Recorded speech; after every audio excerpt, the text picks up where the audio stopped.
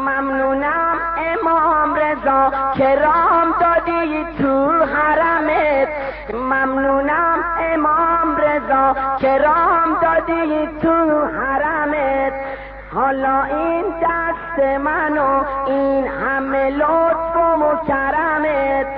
اومدم امام رضا تا با تو درد دل کنم، دلمو با مهر تو هر دوتا متصل کنم.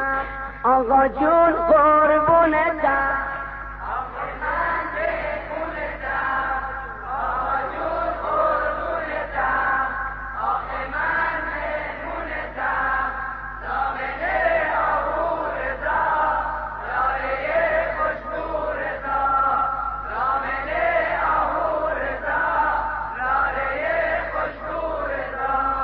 اومدم امام رضا تا